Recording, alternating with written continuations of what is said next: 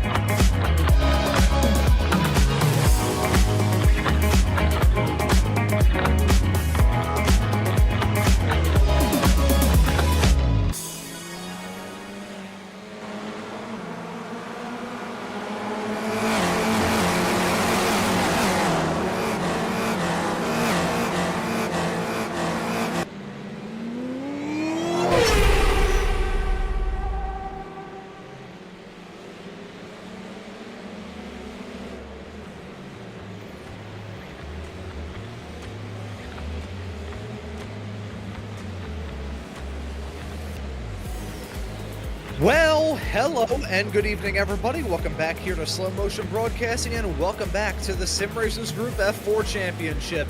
This is round number 8 of the season, coming to you tonight from Oran Park. My name is Ron Maunz. Alongside me in the commentary booth is Tom O'Gorman. Joshua Wilkie is our producer for tonight's broadcast. Well, Tom, to get the second half of the season well and truly rolling after Suzuka last time out to get it started, we head off to a track that has sadly gone the way of the Dodo Bird. But although it's gone from real life, it has not gone from our hearts. Oran Park and the wonderful hexagonal wheels on some of the cars on the other side of the pit wall. This track was preserved on iRacing once it was announced that this track was going away. It is a stunner of a track. As we have said, it's now been redeveloped into housing. But we get to drive it around on iRacing, and it is a real treat racing around here. It doesn't matter what kind of car you're in either. It is packed with personality, and Ron, it's almost a bit of a tale of two tracks. The first half of the racetrack is so tight and demanding, and it's one of the only tracks in the world with a crossover that allows you to run a figure eight that has both right and left-handers about equally. Ironically, we just ran one of the others, Suzuka, last week, But we're joining on board right now with Nathan Perkins, starting another lap. And as I mentioned, that first sector so tight, and then we get into these big fast sweepers. There's so much texture to this racetrack, quite a bit of elevation as well, plus this incredibly challenging turn 1-2 sequence. You got to just chuck it through the apex, get the car woed down for about 130-degree corner that has a really lumpy inside curve. Look how many trajectories that takes. If you kiss it, it's really going to upset these Formula 4 cars. I really love this place. I'm glad we're racing here. This is going to be fun. Yeah, and some of the inside curves, even heading off through that turn, shell corner of number 3. These curves are kind of like irrigation trenches in an odd way. It is quite bizarre. It's like a gully that these drivers have to negotiate. There's the crossover over the Yokohama Bridge, heading your way off through the second sector through 6 into turn number 7 of Foster's Dip right now, and through 8, now into Momo corner of turn number 9. All of these turns have their own unique sponsor named after it, which leads to my favorite section, 10 and 11, the O'Brien aluminum dog leg. That will never get out of my head. And the Recaro corner, turn number 12, the final turn around this racetrack. No runoff area to speak of. You're met if you do have a lockup with a solid concrete wall. And if you go a little bit too tight there, if this was a rally track, your co-driver would be telling you don't cut through there. It is pretty much a cliff if you go a little bit too tight heading your way through that track. Really a mix of everything around this place, Tom. Everything from high-speed bends, medium-speed turns, and even some slow little fiddly sections as well. These F4 drivers truly gonna get tested. Also a bit of a staple here on iRacing, right? You just have so many chances to run it. It is one of the free content tracks, which means it gets used in a lot of the rookie leagues. It's a track that newer drivers are exposed to pretty quickly here. And on the left side of your screen, the timing tower tells that story very much so. Look at the gaps, all in that orange color, which means it's under a half a second. And it's all the way down until 13th before we have a yellow number pop up, which is over a half second, but less than 1 second. This is going to be really tight racing here tonight. And this track races so interestingly because that first sector is so busy. The second sector is so fast. Passing does come at a premium, but once you go side by side, it tends to last for a very long time and pack the whole field up. It's really going to be a challenge to navigate side by side through a lot of this racetrack. Yeah, come time for the drop of the green flag in this 20-minute long race that is coming up, these drivers will have a lot to worry about. Still having to worry about something here in this qualifying session as we're getting close to the halfway mark. Here's how it stands right now. Nathan Perkins is your provisional pole sitter, a 104.203. Not too far in front of David Hirsch, the return of the Hirsch in the number 15 machine. He is slotted in second. Dustin Brandon, David Borden, the rest of your top 4, and Jacob Gein, the final qualifier inside of the top 5. We follow Christopher Yee on camera right now. He is the final car inside of the top 10, and a interesting name that we'll be talking about here, a driver who we are very familiar with here at Slow Motion Broadcasting. He's the man who's pretty much responsible for bringing this company to the point that it is right now when his series came over here. Mr. Stevie Ray, admin of the Weekend Warriors and the Ray Esports World. He is not out there on the racetrack right now yet to set a qualifying time. Is slotted in 18th as we see some more drivers get some lap times on the board. But I think this may be a good time to settle down, relax, and keep an eye on the rest of this action as we are now into the second half of quali. Nathan Perkins with the current provisional pole by about 0.07 of a second over David Hirsch. Perkins has been so impressive after coming on strong. He's been here for most of the rounds, only missing round 1, but was outside the top 5 for a majority of them until last week. Kind of broke through at Suzuka with a second place finish and is now on that provisional pole over David Hirsch. But your championship leader is David Borden, who's won 4 of the 7 races. He's only been in 6 of them, by the way, and leads the championship by a pretty good margin. Keep an eye on the scores at the bottom of the screen, all of those sectors popping up. If we see anything purple, that means the driver's on an improvement. Maybe some of the drivers a bit of a reset to get some fresh tires and getting back out on the racetrack, back up to pace. Things tend to come in really last minute in qualifying, but right now we have a bit of a peek of what's to come. Yeah, so still waiting for some more good lap times to be set here as David Borden heads his way actually into pit lane here. Now, I think these drivers are quite delighted about the fact they don't have to worry about pit stops here in this series, at least usual pit stops. They don't have to come down pit lane unless they have damage. That pit entry, would you say it's like a catching, like a fish net, or was that, even that is too comfortable? I think that is just one small low mistake and your car is basically going to get turned into confetti upon impact. Ron, I don't know what it is about Australian racetracks, but they love a complicated pit entrance down to the slowest pit lanes of all time. All of them have that feature somehow, and it's fascinating. If you ever watch a V8 supercar race in real life, I don't know how it's safe for them to do what they do, but the pit lanes are chaos, and it's just like, it's such a feature of the country, it seems. You know, you've got Bathurst that has that sort of like Singapore Sling-esque section of the track that feels like a pit lane for a karting circuit. That is very bizarre.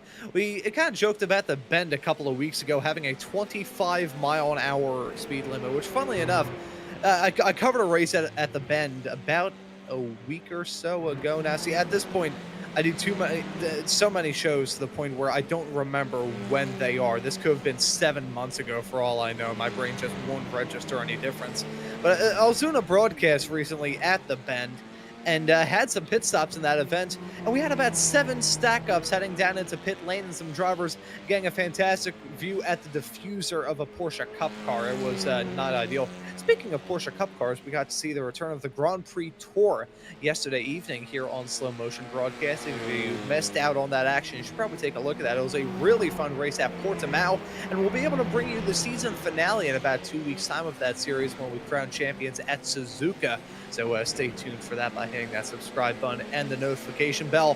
4 minutes left here in qualifying. Jacob Guyton trying to get some slipstreaming there from Jason Trantham, not working out well. I think before we get off into happy hour, though, in this qualifying session, maybe a good opportunity for us to take a quick little gander at those championship point standings. Already, 7 races in our rearview mirror, so we got to pay attention to these. We'll plot a little bit too much WD-40. We'll just skirt it back up there.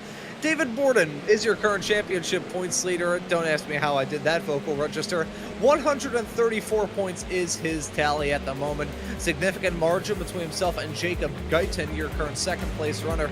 James McDonald, who not really gunning for a championship for one good reason. James McDonald is a firefighter, so his days off ping pong between either being Tuesdays or Wednesdays. As of recent, it's been the Wednesday, so he's been in the F3 league that's also broadcasted here on SMB instead of being here in the F4s, where he looked to be a championship contender early on in the season. He's still in third. Dustin Brown, the newcomer, who's been mightily impressive so far in his campaign, is slotted in fourth. Greg Meyer rounds out your top 5 with the likes of Jason Trantham, Christopher Yee, Jose Navas, Alex Schwartz, and Nathan Perkins completing your top 10. You'll see the rest of the drivers run through on the screen right there. But certainly advantage David Borden as we head off into the 5 weeks to end off this season here, Tom. Would you say that all he needs is just to keep it clean, or does he just need a bodily temperature roughly in the 90s? I mean, it does look like a pretty good run so far for David Borden, extending that lead out by nearly 40 points with still a third of the season to go. And you have to imagine that feels pretty good. Maybe it can get in your head a bit if you're sitting there fourth in qualifying going, I'm usually at the front. What's going on here? But the reality is he's barely missing out on any pace. And then these cars start to race. There's drafting involved. And of course, there's racecraft as well. So it's not the end of the world. It's just down to making sure that you don't get in your head. I don't think he's worried about it too much as he jumps up to second now. We'll start on the front row for the standing start. Coming into our 20-minute race, jumping over David Hirsch and Dustin Brown, Jacob Guyton down to 5th, but probably 2 laps on the table left to go. I noticed Nathan Perkins improved the provisional pole time by 2/10 of a second as well. He's got one of the biggest gaps in the entire grid, and that's for pole. Yeah, so some margins beginning to draw bigger as we get into the end of this qualifying session. Gotta wonder how much importance these drivers are putting in this quali just to get the best lap time that they can, to have the best starting position. We saw with that onboard lap that we did towards the start of the show, Tom, that it's pretty much slingshot run through turn 1 into the braking zone of 2. of all the turn ones that we've had to start off this season, and granted, we've had some pretty challenging opening sections for these drivers, that I gotta say is probably, numero uno in terms of the ones that will bite these drivers' heads off the quickest. It is incredibly difficult, especially on cold tires. These cars are relatively friendly, and of course damage is off for this league, which means that the fun can continue even if you make a mistake. It lets people keep getting experience as well, but either way, you go for a ride. It's really easy to fall off the right side of the racetrack, especially for drivers that start on the outside of the starting grid. The other thing, Ron, down the front straightaway, I mean, it's just massively wide. There's so much space, so it's really tempting, especially on a standing start, to try to make up positions very early on, take advantage of those moments, and then all of a sudden you find yourself 2, 3, 4, 5 wide potentially. Look how wide that front straight is, and you have to basically, like you said, fire it through a single file barrel down into turn 2. I guarantee I would put 10 cents, a dime of my own money, let's say, on someone taking a ride through the gravel there in turn 2. Yeah, $5 Monopoly currency. The outside of turn number 2 by the end of this race looks more like a rally special stage than anything. Yeah, I've said this a lot on broadcast recently. Us broadcasters just enjoy it when these drivers are incredibly uncomfortable, and they're going to be super uncomfortable here in this race. But hey, we're not the ones having to worry about it. We are not the ones with our neck out there on the rope. Checkered flag at now in qualifying. Drivers with one more opportunity to set a time. Ken Glasser came across a stripe, doesn't improve there, so he'll remain at a 105.6 and remain 14th here on the starting grid. The newcomer, the number 39, who we're gonna try this pronunciation. We were clarified by Tyler Hagan what the pronunciation is. Pranay Kaitanani. We will get that nailed down by the end of this season, but Pranay jumping his way up into 11th right now, not going to be able to improve. He pulls it into pit lane. Ken Glasser again still out there on the racetrack, but he grabbed the checkered flag. So that'll just about do it here in this qualifying session for round 8 of the season. Nathan Perkins going to start from a very important pole with a terrifying prospect at the start of this race. Also did not see Stevie Ray qualify. I have to imagine, he's a league admin. He kind of gets how this stuff works. Maybe skipping out on qualifying to start at the back and maybe take advantage of some fun racing. Hopefully we see that number 11 car. But if you do, it will be starting 18th as we move towards the gridding process of this race. A 2-minute gridding, or whenever all the cars get on the grid, is when we go racing. So kind of depends on how anxious everyone is, right? Yeah, see whether these drivers are about as nervous as a cat in a room full of rocking chairs, or rather stoic as we get into this race. Let's take a look at your starting grid. Nathan Perkins going to be your pole sitter here tonight. David Borden, championship points leader, going to join him on the front row. David Hirsch will be in third in his series return next to Dustin Brown, the promising newcomer. Jacob Guyon will be your 5th place starter. Jason Trantham is alongside him in 6th. Christopher Yee will start in 7th next to Jose Navas Molina in the number 8 machine. Sarah Vase will be in 9th. Bob Eggert will complete your top 10. Pranay Kathanani will start this race in P11 next to Greg Meyer in 12th. P13 will be Damian Dietrich. P14 will be Ken Glasser. Ryan Shio will be in 15th. Andres Ruiz will be in 16th with Rudy Samudio and Stevie Ray rounding out your top 10. And a quick little mention of this with Stevie out there in the field. If you would like to sponsor either the Spec Racer Ford or Formula Ford Weekend Warriors here on Slow Motion Broadcasting, you can join the Slow Motion Broadcasting Discord server and get in contact with us. We have one of the best communities in all of iRacing, and that extends beyond our series as well. But here we go. That's to grab the green flag as a driver's lineup here on that starting grid. It's a long run down into the first heavy braking zone of the lap, and a terrifying prospect as the drivers have to deal with the crossover right away. Some of the tightest and twistiest sections of this racetrack are in the opening series of bends. So these drivers pretty much just going to get smacked across the face with a cold, hard slap of reality. We'll have to see who can manage it well. One more driver we're waiting for. That is Pranay in the number 39 machine. Once he joins the grid, we'll be able to grab the green flag here for round 8 of this season. I want to thank you all for tuning into the action on Slow Motion Broadcasting. We have got a fun one and a barn burner here tonight. About to get things rocking and rolling for round number 8 of the Sim Racers Group Formula 4 Championship. Waiting for those lights to illuminate and the drivers to go on their way, which they are now. The green flag flies and we're racing here in Oran Park. Fantastic start from both of your front row sitters. David Borden, though, trying to pull out and get a move done on Nathan Perkins side by side into turn number 1. He's going to punch out into the race lead. Perkins slips back in second. Nearly some 3 wide racing for your final podium spot there as well. Dustin Brown looking to get some moves done on Jacob Guyton, as Guyton looking to try and grab that torch of a podium spot and run away with it. Side by side racing throughout the pack as they continue their way around this track. Turn number 3 and 4, everybody going through smooth, knowing my luck, I probably just jinxed it. On board now with Jose Navas Molina down in the 9th position, still side by side over the crossover. How about that start from Jacob Guyton from 5th to 3rd? And now still battling it out with Dustin Brown, but now just barely up the inside for Jose Navas Molina. Has to actually take the slower line and gets the nose chopped off by Saraz Bays for 8th position. Here's a look a little bit further forward. Guyton has pulled away from Dustin Brown ever so slightly. The side-by-side duel between those two has allowed David Borden and Nathan Perkins to pull a couple of car lengths gap, but what a start for Borden up the inside from 2nd to easily take the lead nice and calmly, actually, before they even apexed at turn 2. You have all the ways for a top 2 battle to go down heading into turn 1 at Oran Park. That was very, very smooth. Some lockups, though. Heading into 1, these F4s light race machines, so very easy to snag a wheel. Heading your way through all the heavy braking zones around this racetrack. The side-by-side battling maybe going to flare up as a result of that. That was Pranay now feeling some pressure from Dietrich. This is heading off into turn number 4. Close quarter stuff there. The both of them run off the track, kicked up the smoke. Greg Meyer going to sense an opportunity and push past the both of them. P12 for the driver of the Taco Bell machine. Oh, beautiful for Meyer. Saw that coming from a mile away, checked up the corner, got a beautiful run up the inside, and got 2 for 1 on the exit there in the 1st and 2nd sectors. Now, that was a big wide run for Damian Dietrich as well. He's going to look for him on board in the number 8, sees the side-by-side action coming. The inside car goes a little bit deep. He knifes up underneath the inside. 2 cars in the gravel, 2 positions for Mr. Meyer.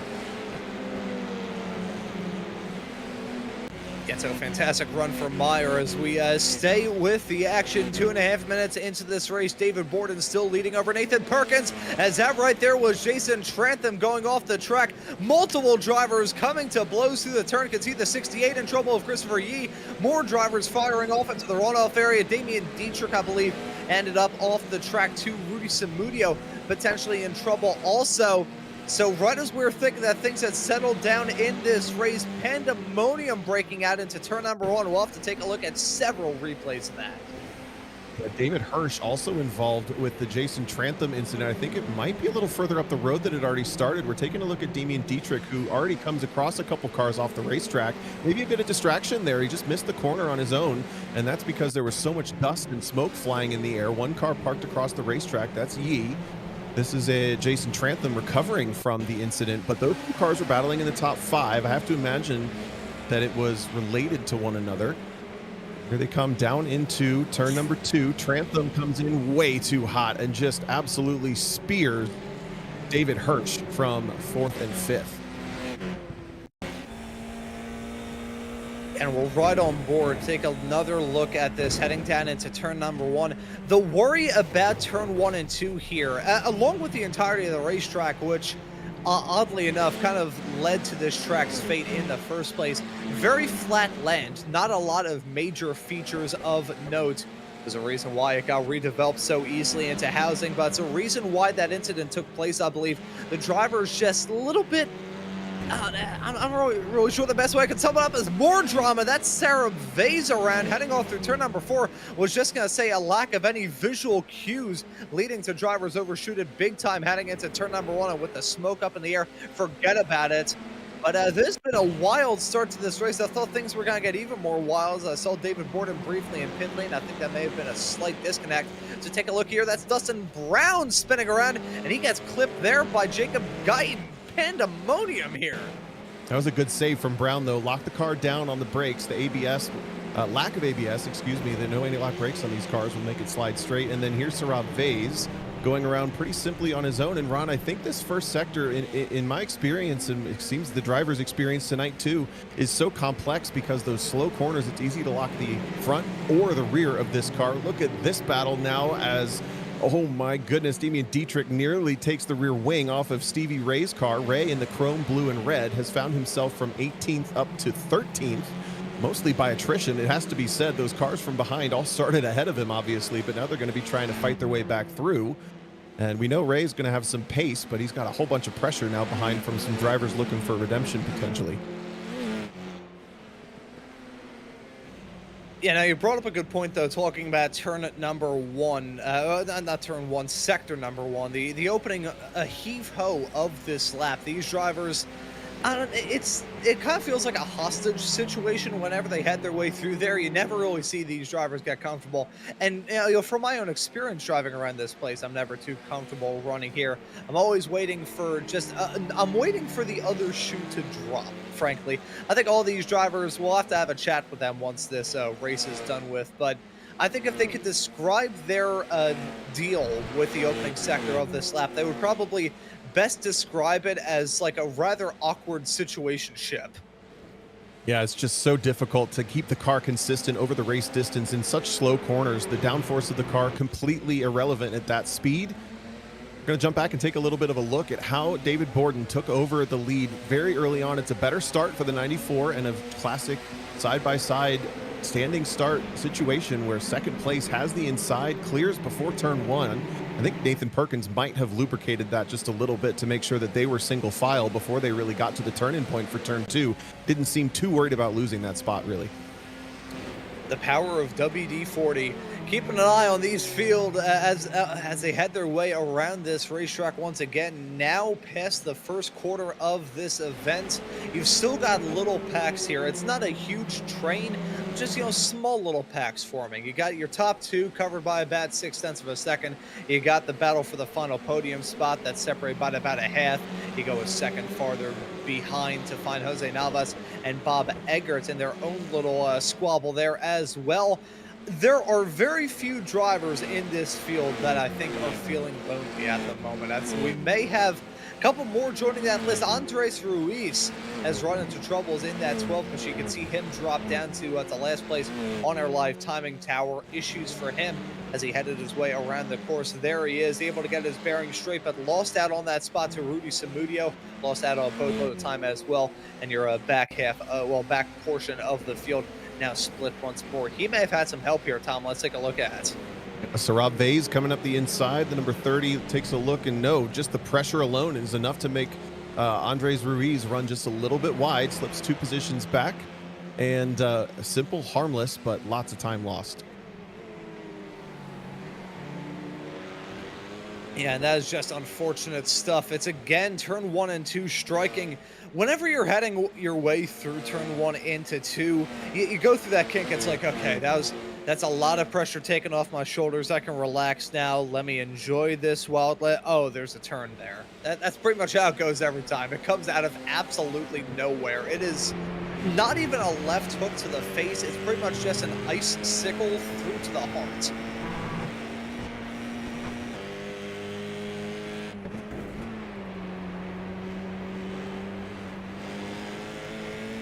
We run on board with Nathan Perkins. Got a good view of this battle here for the race lead. He hasn't fought back against David Borden, but I think Nathan Perkins is running a very smart race at the moment. He is methodically going about this race and trying to see exactly what David Borden is doing. That is whenever he's not getting abducted by a UFO. Yeah, those connection issues kind of concern me, if I'm honest here, Tom. iRacing came out with a rule about a year ago saying, hey, if you disconnect too often, you're going to be bounced back into the pits with a connection meatball flag. I haven't seen it go down too often here, but Borden, these disconnects, it keeps going down, hang off into turn number 1 and 2. So I'm not sure whether the aliens are just interested how these drivers are heading their way through that section of the track or what the deal is. But Borden, if those connection issues continue, he may lose out on this win. Oh, look how close Borden was to the track limit there, dragging the sidewalls through the dirt as well. And we saw last week at Suzuka as it played out, Borden had the pace, Perkins had the draft, and you could even tell from the interview at the end of the race Nathan Perkins really kind of felt, I'm batting above my typical spot here. I'm just going to kind of race David Borden from behind, just follow him and keep the pressure on. But, you know, I'm just happy to be here in second in a way. And all of a sudden, Borden made a little mistake, and Perkins ended up leading a couple of laps down the front straightaway a little bit further behind. Jacob Guyton going super defensive, breaking the draft, and then going out of his way to break next lap's draft as well down the left side of the front straight to try to protect off Dustin Brown. Here's some side-by-side stuff through the inside. Greg Meyer just gets slipped through on Jason Trantham, who we saw off this corner a couple laps back. But again, back to the top two. Perkins, I think he's probably back in that mindset, right? Just kind of follow and chill and see if maybe Borden, who tends to push maybe a little bit harder, makes another mistake, or at least the passing opportunity comes a little bit later in this race as the cars start to fade just a little bit. We're past halfway, and there's plenty of draft to be had down that front straightaway. Look at the run he's got down into the final corner. This is about as close as he's been. Yeah, and so Nathan Perkins seems like the only man in this field that can deny David Borden the opportunity to go for 3 victories in a row here in this season, season 2 of 2026 for the Sim Racers Group Formula 4 Championship. So have a lot of amazing racing action coming up here on Slow Motion Broadcasting week in and week out. And from this series as well, we're going to be staying in Australia for the next few weeks as we head off to Sandown and Adelaide for the next 2 races, then round off the season at Tsukuba up in Japan and Phillip Island back here in the land down under. See, I always try and do the Aussie accent that our colleague here, Mr. Jared Gregory, does, but there's always a thing that I have called shame that prevents me from doing it. I do love me some Aussie slang. You know what a pelican is, Ron? I do not know. A pelican is like a Larry. A Larry meaning a pelican is someone who makes a mistake, does something dumb. Luckily, we haven't too much pelicaning tonight, but that's a good Aussie slang for motorsports. I like that one. See, unfortunately, the only slang I get used to is Philly slang, which teeter-totters between being gibberish and obscene. Sometimes it's both in one shot. You know, you can ask Michelle Lynn over on the SRG F4 side of things about that. She once made me say John on a broadcast, which, even though I've lived in Philly for all 21 years I've been on planet Earth, that still felt like a very unnatural experience. It felt like my bones were sitting in vinegar when I did that show. Side-by-side battling maybe going to go on here. There's Jacob Guyton and Dustin Brown. Brown crawling back from the cellar after an incident earlier on in this race. Had a half spin. Guyton, though, hasn't had a smooth run through this race either. And they're being hounded, the both of them, by Jose Navas, a Sim Racers Group veteran at this point in that number 4 machine. Always keep an eye on that purple 4 car. He is always looming over these drivers in a slightly ominous manner because, you know, if any sort of battling goes on that slows these drivers down, he's going to be right there to pounce. Some chinks in the armor also starting to show on that orange number 64. A little bit ragged in the first sector off the apexes at turns 3 and 4. But keeps the momentum up. You can see the back end of that car just walking around a little bit more than the other 2 cars behind. And Dustin Brown is definitely going to take note of that. Brown very close into the front straightaway. These cars will start to draft just about now. And here comes the number 16. Guyton goes to defense, and this becomes a very difficult pass to pull off. You can maybe pull an over-under. Brown tries to set up for it, but Guyton denies him the opportunity. At least on entry. Ooh, a little mistake on the exit. The back end of the 64 slides. Now has to try to think about where he wants to protect for turn 3. Guyton's still on the back foot. Yeah, now through the fiddlies, this is into turn number 4, and Jacob Guyton going to clear him. At this point, the chance of a victory has slipped through these drivers' hands entirely, so they're going to break out into their own little squabble. But they might not be alone in the case of Guyton and Brown. I already said that Jose Navas is directly behind. He would be the first to try and pounce in case they come to blows. But now Bob Eggert going to stick his nose into that in that number 25 Pepsi machine. So he may try and get involved in it soon. Not sure if any more drivers will try and get involved as Jacob Guyton picks up a slowdown, goes off the track. That's going to cost him several spots. He now drops down to 7th and maybe at risk of losing out on even more time as Ryan Shia is closing up too. Yeah, lost 4 spots there. We saw the signs that that car was maybe just a little bit ragged, and somewhere along the 3rd sector, here's a look at it, coming through that uphill right-hander into turns 10 and 11. tons of pressure from Brown, and that cut penalty is so easy. That corner completely unsighted, and then as he goes through the dirt, Dustin Brown has no option but to intercept the back of that car. Good thing damage is off, but still struggling. Here's a look at it from Guyton's perspective. See, absolutely blind here, kind of aiming at those trees off in the distance, misses the corner, and then loses momentum. I think he might have been in for a spin no matter what, if Brown caught him or not.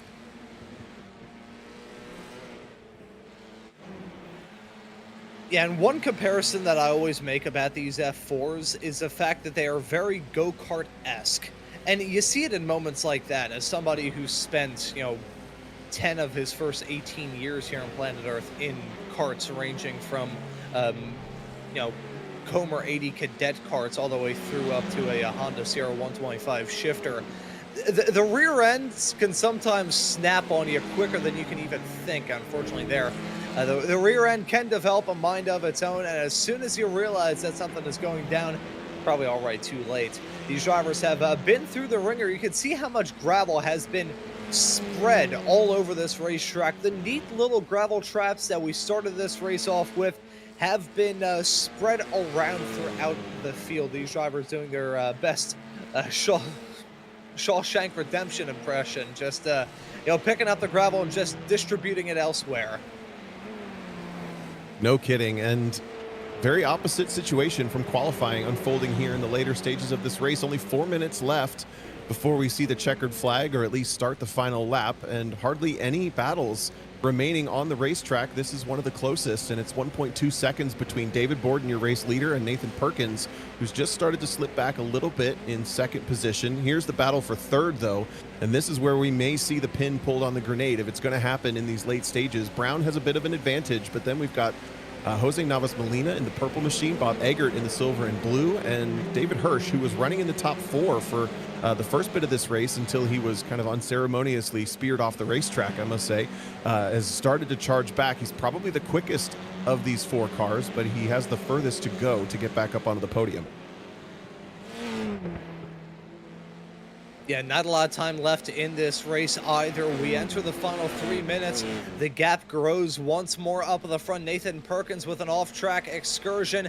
There you can see him trying to get spun around. It is going to bring Dustin Brown into the fight. Disaster for Nathan Perkins. Thought he had a good shot at the victory. Started from the pole, but here it was as they cutted their way through the traffic. That was through turn number 7. Loses it on entry and eventually spins around on the exit of turn number 8. Still a performance worth being proud of in the case of Nathan Perkins, but that sideways snap and spin heading his way off through the mid-sector, not a point of pride at all. That's such an easy mistake to make, Ron. That curve on the left, it seems tempting because it extends the entry of that corner just a little bit, but it usually catches the tires of the cars and sends them for a ride, and Nathan Perkins found that out the hard way. 2 battles forming now side by side in the background for Eggert and Navas Molina, and big pressure for Nathan Perkins forming in his rearview mirror from Dustin Brown. Navas Molina able to hold off Bob Eggert's attack that time, but I think Eggert has some more to say about that. Moving back a little bit further, here's Glasser and Dietrich still having a heck of a race. Whoa. Oh, and Glasser gonna eventually spin it off the track. I thought that he was going to pull off one of the most astounding around the outside overtakes heading into turn number 1 and 2 after passing his way off through the gravel. I thought it was going to be like a pass in the gravel, answer to Dale Earnhardt's pass in the grass at Charlotte back in the 80s, but nope. As it turns out, that was not going to be the case. He slides off the road as we look now from the rear end of Bob Eggert's car, looking back on that Hess truck machine of David Hirsch. Number 15 car trying to jump his way up into the top 5, not able to get it done, heading into 1. Now the time running out here. Less than 2 minutes left to go. In fact, we're coming up to the final minute left here in this race. David Borden, next time by, will be grabbing the white flag with a over 11-second margin, more than likely. It has been a show of force here so far this season. Borden looking for 4 in a row. These Formula 4 cars tend to be a little bit tough to hold on to in the late stages of this race, but Ron, I think this is maybe the most ragged we've seen them look as a whole field collective in the late stages of a race. So many slow corners, so many acceleration zones, so many chances to lock up brakes as well. And a lot of these cars are showing signs of just kind of hanging on for dear life and salvaging mistakes. A lot of racing is just managing mistakes. You can't be perfect, but you can be closer to perfect than the next guy. And that's really what David Borden has been able to do. But that's also what's churned up this battle between all of these drivers, is who's made the fewest mistakes with the least consequences, or at least got them done out of their way early. You don't want to do it late, like Bob Eggert just on the very final lap of the race starts it off wrong and goes through the gravel. That's going to pretty much seal his fate down to at least, at best, 6th, at least at this point. Yeah, and Eggert may feel some pressure soon from Jacob Guyton, who's also feeling pressure from Jason Trentham. Those were two drivers that had their own incident hang off through turn number 1. But you brought up a good point talking about drivers having to be perfect. Running a race like this is like running through a thunderstorm. You can't avoid being wet. You got to be at least partially wet. You can't be completely dry, just as long as you don't get struck by lightning. David Borden, though, has been darn near perfect as of recent here in this series as he comes across the stripe to win round number 8 of the Sim Racers Group Formula 4 Championship. Borden gets the win here in the track that no longer is Oran Park in Australia. Nathan Perkins ends up in P2. Dustin Brown will round out your podium in 3rd. A still good drive from a driver who had a big setback early on. You see the likes of Jose Navas and David Hirsch rounding out your top 5. Waiting to see Stevie Wright come across the line, which he in fact already has, was towards the back end of the field for Stevie. Driver that we always love seeing here on SMB for understandable reasons. A man who without him telling our old pal Mr. Adam Thompson to hire me here at this company way back in June of 2024, I don't know what I'd be doing. I'd probably be off bagging groceries somewhere, but Stevie Wright ends up in 16th in his Sim Racers Group F4 debut. A few more drivers left to come across the stripe here, Tom, but a pretty competitive race, all things considered, at a true oddity. Yeah, it was really compelling, and I think most of the race, the big story exiting tonight maybe, is just self-inflicted mistakes. That this track really does highlight, if you're an inch wrong, the consequences tend to be worse, as hairpins do. This track has so many of them. I missed what happened there at the end, but it looks like it went from bad to worse for Eggert. Slipped 2 more positions down to 8th. There's a look at Stevie Ray. Stevie got to see him trackside recently at an SCCA race, at least in the last calendar year, and also got to enjoy working with him, putting on some SCCA esports stuff back during COVID. Here's a look at what happened to Eggert in the final corner. Again, just these cars showing so much sign of deterioration in the late stages of this race. Lost the back end in the final corner. It's heartbreaking. You just lose at the last second there. But classic Sim Racers Group photo finish and podium, not photo finish, but podium photos at the finish line. And we'll get some donuts and some interviews. And I'm really interested to hear what these drivers have to say. But let's take a look at your race results. Slow things down and relax after a heart-pumping night of action in round number 8 of the Sim Racers Group Formula 4 Championship. If you never want to miss out on the action, hit that subscribe button and the notification bell. Here are your race results. David Borden is your winner. 10 seconds was the gap at the end between he and Nathan Perkins. Was able to take it easy on that final lap. Perkins, though, still a performance worth being happy about. The mistakes definitely cost him. However, some good pace, grabbed the pole, and really was a big thorn in the side for David Borden in the early stages. Dustin Brown is your final podium finisher in 3rd. Jose Navas in 4th, with David Hirsch in P5, Jacob Guyton in 6th, Jason Trantham in 7th, Bob Eggert in 8th, Greg Meyer in 9th, Ryan Chia completes your top 10. Christopher Yee is in 11th, Sarah Vase in 12th, Damian Dietrich is your lucky P13 finisher at the end of this race. Pranay Kathanani will end up in 14th place. Ken Glasser in 15th. Stevie Ray in 16th. Rudy Samudio and Andres Ruiz complete your results at the end of this race. Let's get started with the interviews here. Tom, I felt a little bit bad. I've thrown you to the wolves and left you with all the interviews. I think we'll try and give them a little bit more even keel here. I always feel a little bit bad about just throw my co-commentators to the wolves. I remember getting that treatment right as I was starting way back in the day, and my vocal cords hurt once I was done with that. I think I'm going to save the opportunity to have a chat with Stevie Ray for you, but I think we'll get the interviews up and rolling by having a chat with our P13 P5 finisher here in this race in his series return. I'll have a quick little chat here with David Hirsch. David, welcome in. First off, welcome back to the Sim Racers Group F4 world. I was set up here by Tyler Hagan to say the return of the Hirsch.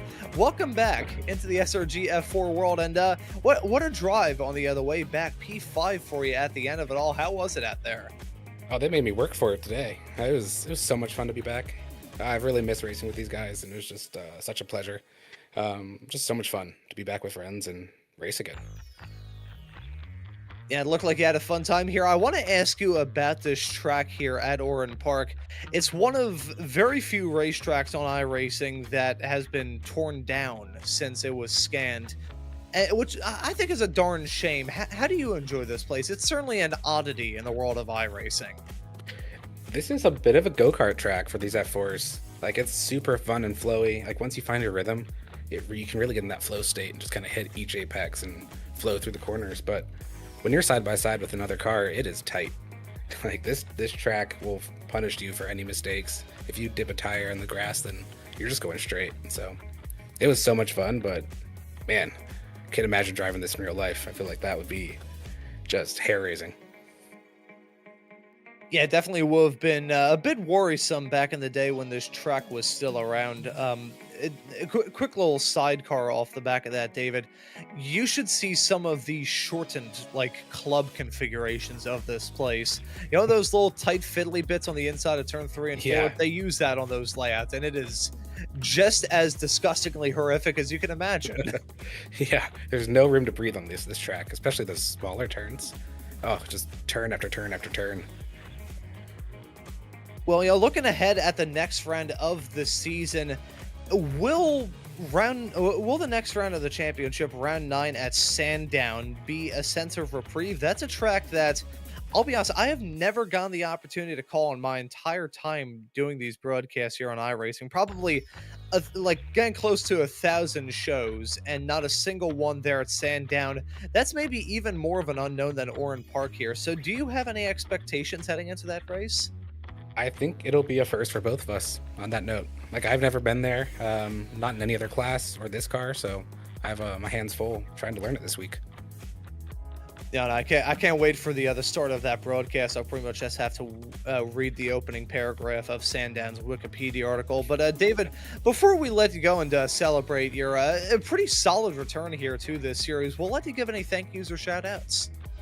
I just want to thank you guys in the booth. Like, when I was not racing, I was tuning into every race, weekends and weekdays, and you guys are just keeping it entertaining and honestly kind of helping me work through the big move I just had. So yeah, thank you guys for just putting this on each week.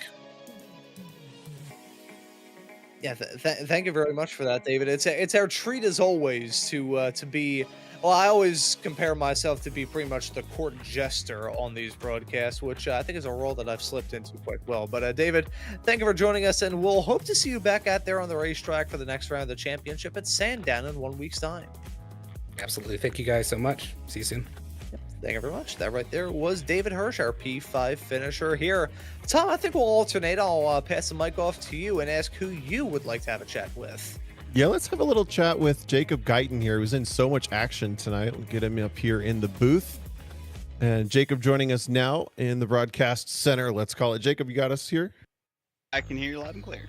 Awesome. So it was a lot of fun watching you tonight. Really curious to pick your brain about how the race went for you, starting in 5th up to 3rd at the start of the race, slipping to 6th. You're kind of all over that top 6 as things went. How was the race from your perspective? It was pretty good. I definitely got to work on my defense a lot tonight. Dustin Brown, he just was on my tail, and I did everything I could that I had in my book to keep him behind me, and it was working up until our tires, those rear tires started to get cooked, especially the left rear.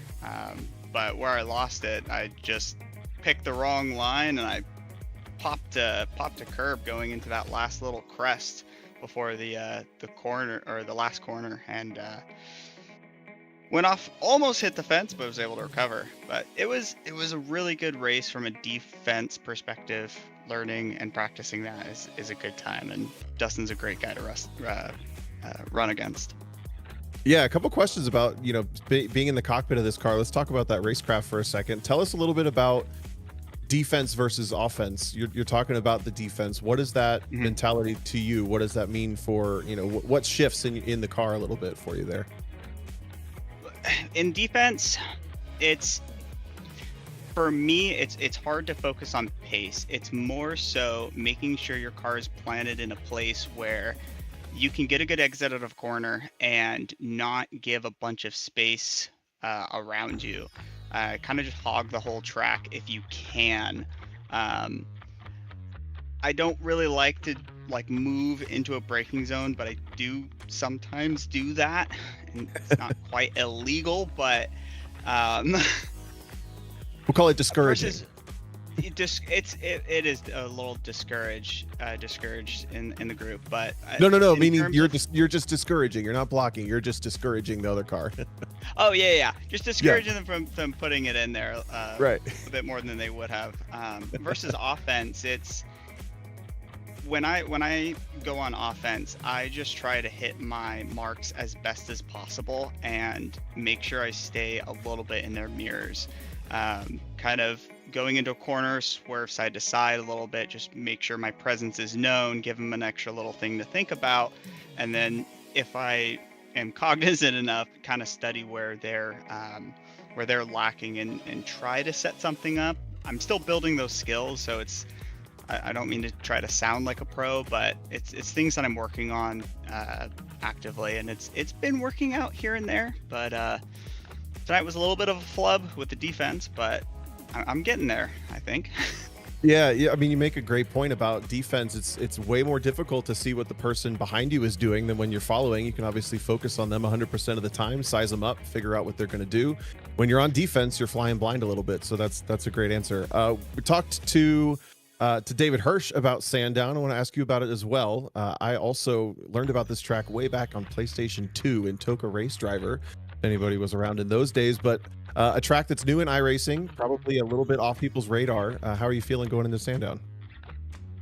It is pretty far off of my radar too. I knew there was a couple tracks coming up that I was inexperienced in, and now hearing that it's newly introduced, I'm looking at the track map here, and it looks a little bit miserable, but it looks like a crazy drafting track.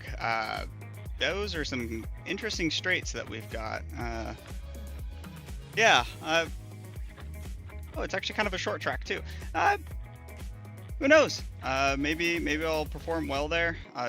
Do better on sweepy tracks like this, not so much the drafty tracks where you've got a lot of time to think.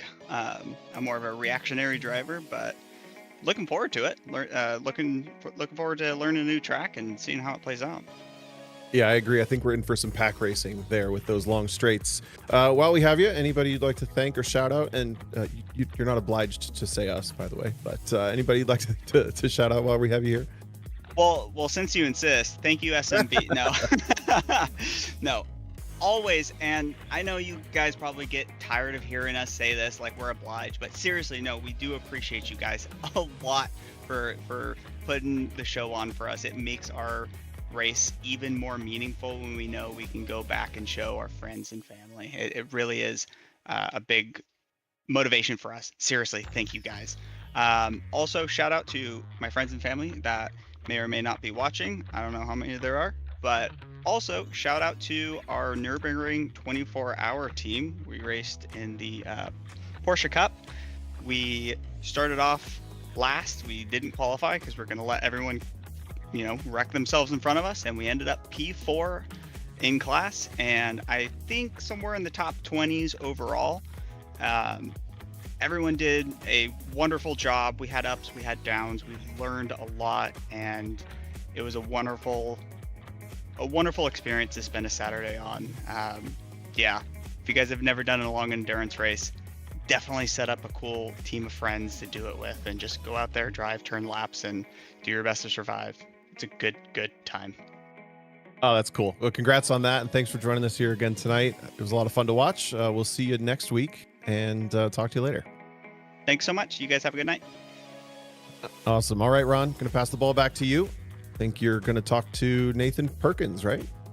Yes, we were P2 finisher. I will just say about Jacob Guyn and all the drivers shouting us out. I always love when they do that just because it proves that our $20 bribes still work.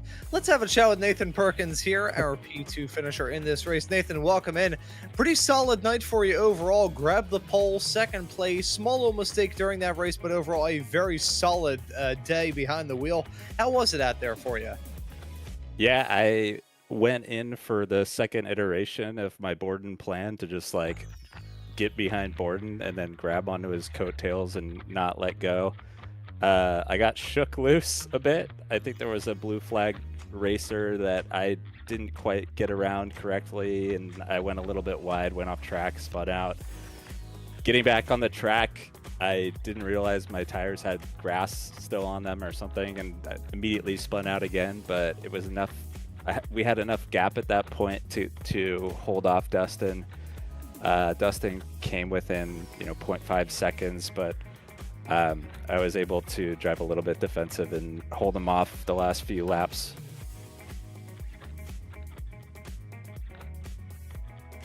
You're able to put on a good drive, and at this racetrack as well, it is a unique ride in the world of racing, as we elaborated on throughout this show. I want to ask your perspective behind the wheel. Exactly how was it trying to get a grips to this racetrack that is really a true oddity, not just in real life when it was still around, but in the sim as well? Yeah, I mean, turn 1 and turn 2 are just so you're really on the edge, and there's a ton of time to gain there. So like when I went through and it felt scary, I could see in my intervals that I was up 0.3 or 0.4 on my best lap, but it was just too scary to do. So I was lifting a lot and taking that corner easy just so that I could have the consistency to get through to the end. The last corner also a little bit scary because you want to get power down as early as possible, but that wall is just such a problem. There was a lap where I knew I was going to go and hit the wall, and David in front of me hit the wall too, so I was like, oh, that's good. Just a little bit of a tap to slow us both down. Yeah, it's a pretty fun night for you behind the wheel, P2 at the end of it all. Next time out, though, we're going to be running at Sandown. We've already heard some interesting descriptions of that track. Jacob Guyn just said that it was a very depressing track upon taking a look at it. So I'll ask what your thoughts are heading to that track. That does kind of look like a slightly upset chicken nugget now that I think about it. No idea. I don't really look at the tracks until like the 2 days before, and that's when I haven't done yet. So I'll be figuring out how to drive around that chicken nugget, I guess. And looking forward to it. I think that chicken nugget joke of mine may end up becoming a running joke about that place. But before we let you go and celebrate this P2 run, Nathan, we'll let you give any thank yous or shout outs. Yeah, shout out to my girlfriend for always giving me support, and shout out to Jacob. Already talked about one of the teams that ran the 24 hours of Nürburgring, but we did have a second team. I'm not sure if he talked about it, but we had a team running GT3, and that was Stephen Case, Max Linlotto, Greg Meyer, Aaron Von Wagner, Tyler Hagen, and Dan Clark. We did an awesome job. We barely ended with a penalty for caused by another BMW, but we did end up in P7 out of 57 in class, so we're really happy about that result, and it was a ton of fun. So shout outs to that team for a good day of racing.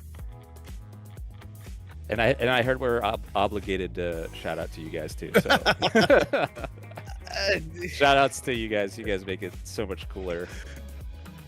No, we do thank you for the kind words there, Nathan. This is we've talked about bribes, we've talked about a lot. We gotta push that all the time. But Nathan, thank you for joining us, and we will see you next time out there at the Chicken Nugget in Australia. See you there. Thank you. And that right there was Nathan Perkins. We're talking about chicken nuggets, bribes. There's a lot of things being touched on here in this race. But Tom, I'll pass the mic off to you to have a chat with an old friend of yours, Mr. Stevie Ray. Yeah, and Ron, I want to keep you involved here. We got Stevie in the booth now. Stevie, you got us? Oh, whoa, Oh, whoa. boy. Stevie on helium today?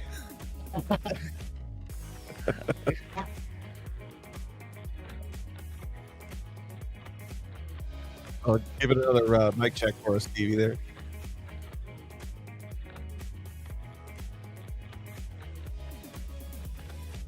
All right, we may get Stevie to reconnect here. One more second. Stevie, can you hear us?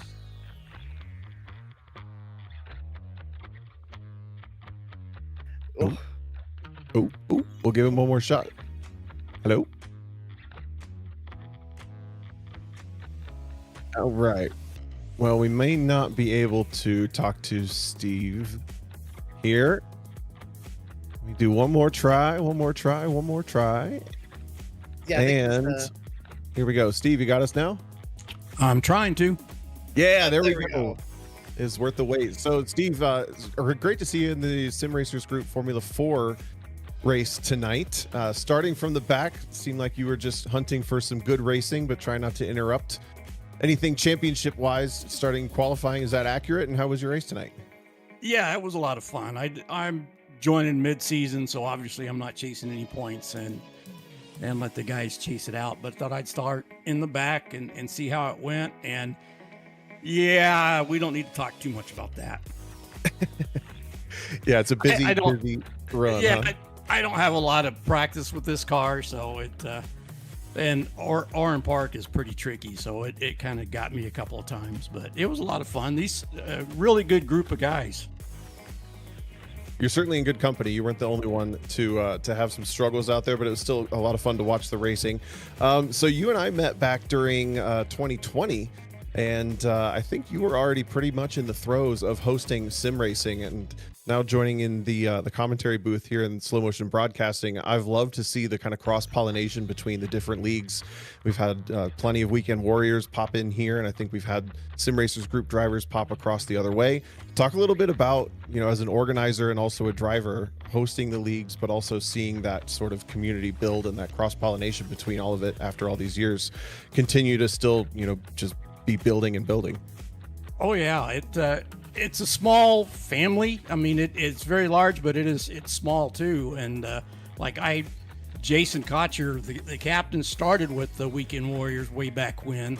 So he says he uses a lot of what we set up in our model to get him started and going. So I'm actually going to go out and visit him the week 12 race, the 2nd of June, I think it is. So go out and see his place and just the friends that you meet in here. And you and I met actually at Hallett just a couple of years ago as well. So Yeah. My passion has always been kind of connecting the real world and Sims and all that. So it's great to see, like you said, the cross-pollination of the leagues, and people want to get to try something different. And the league racing is so much better than the officials. I mean, you get trained, and iRacing has the officials to get started in and learn, but the league racing is really where it's at and where you develop your friendships and rivalries and all that. That's so true. I couldn't agree more. That's also awesome. I mean, to see sim racing relationships go to real life, and you're traveling across the country to go to visit sim racing friends. That's pretty incredible. Will we see you here more often in the Sim Racers group, or was this a one-off? Yeah, I'd like to. I just retired a month ago, so I'm trying to venture out a little bit and get some different experiences. And Jason and I checked in with him last week sometime, and we were just chatting, and he said, hey, I'll shoot you an invite to join the leagues. I mentioned something about doing something else. So it was, thanks to him and to get me in, and the guys were welcome. And so, yeah, I plan to kind of see what I can do the rest of the season and have some fun with this. Very cool. Ron, while we have Steve here, any words for him? Sounds like you guys have gone way back as well. Yeah, no, I think, honestly, Stevie, I think our connection together compared to you and Tom's connection, definitely on the different end. I started commentating the Weekend Warriors stuff not too long after I started commentating, period, way back in March of 2023. I think that was the same day of the first ever Formula Ford Weekend Warriors race as well. But Obviously we see you involved with the Weekend Warrior stuff. I'm going to ask an odd question. Are there Okay. any comparisons that you can draw between the Formula 4 and the Formula Ford? The only reason I ask that is because sometimes in the midst of commentating, I mix up the two, so I want to give myself an excuse here. Yeah, maybe close to the similar speeds, possibly. But yeah, it's a different beast, and you've got the arrow on it, so you got to drive it a little bit different. But they're both a lot of fun.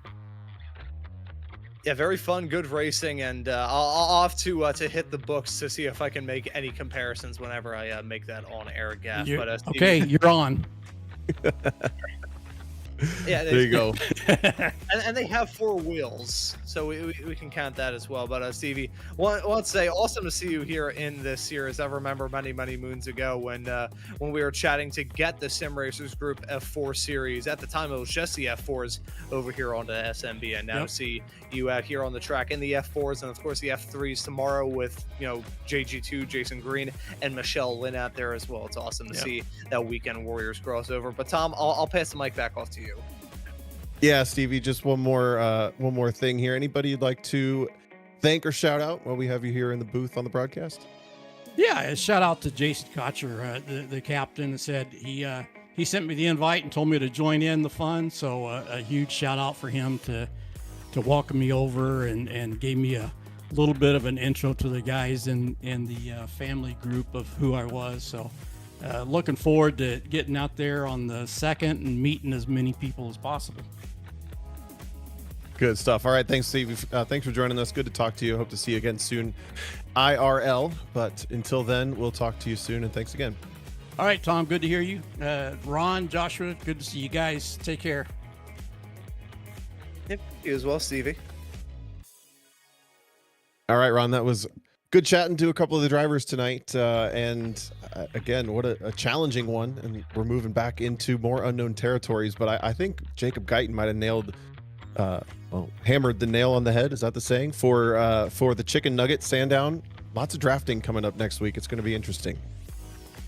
Yeah, that is going to be an interesting race. I think the only time that I've ever seen that race be run in a car that I'm fully familiar with was in my brief downtime from covering Radical SR10 action before I permanently stepped away from those broadcasts a little bit earlier on this year. I believe Mr. Wilkie was actually in the other production truck for that show many moons ago. So that'll be not his first run down there at Sandown, but will be ours in the broadcast booth. So that'll be an odd one, and hopefully all of you tuning into this broadcast will look forward to that next time out. Of course, have a lot of racing action here on Slow Motion Broadcasting week in and week out. Taking a look at our upcoming broadcast, of course, the F3s will be back again here on SMB in less than 24 hours time. That'll be at Spa. The Formula V Weekend Warriors will be out there on the racetrack at Phillip Island. Spec Racer Fords will be at the Indianapolis Motor Speedway Road Course. That'll be your action this weekend.